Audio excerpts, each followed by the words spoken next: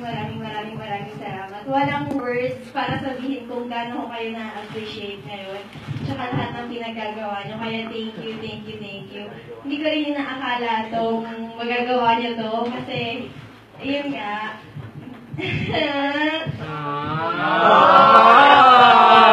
Ngayon, thank you na.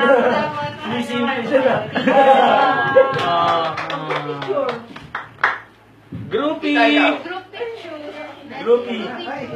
A. There's na final word for them. Mga anak, ayoko umiyak.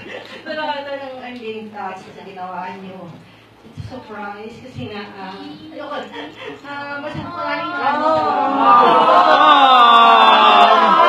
Maraming organizer, community, guys, lahat ng mga board. Tama na yan!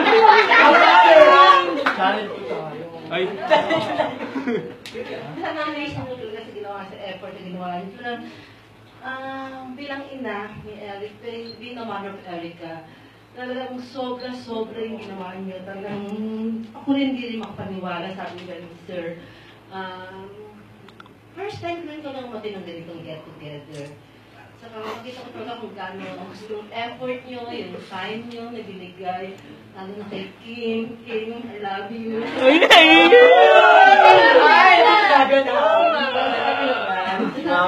Hindi ko, no words can, express my feeling. Talagang, dadaan ko na lang sa, yung tears of joy talaga to, being a mother.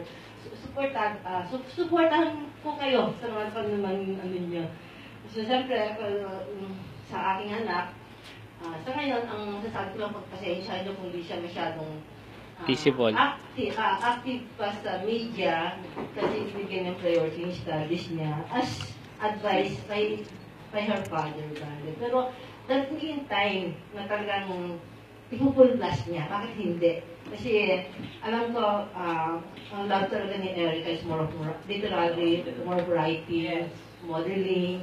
So siguro, basically doon natin siya makikita para hindi masyadong kumakain ng oras yung mga ganung event. Kasi iba kasi pag sa showbiz ka na, kailangan medyo full-time artist ka na dun eh. Kaya yung iba, kaya ko nila. So, sabi nga ni Sir, mas kailangan, saan sa inyo?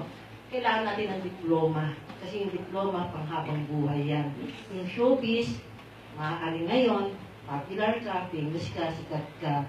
Pero darating yung time na mawawala yun. At least may diploma kayo, malaking bagay kahit saan ka makarating. Yun ang pinanghahawakan nyo. Malaking, malaking sandata na yun para sa future nyo ba. Kasi later on, kakaroon ng pamilya nyo, sariling mga anak. So, siyempre, ang talagang goal natin, ng bawat isa sa inyo, pag talaga yung family, makatapos yung mga pamilya. Pero darating yung panahon na yan, huwag kayong nila.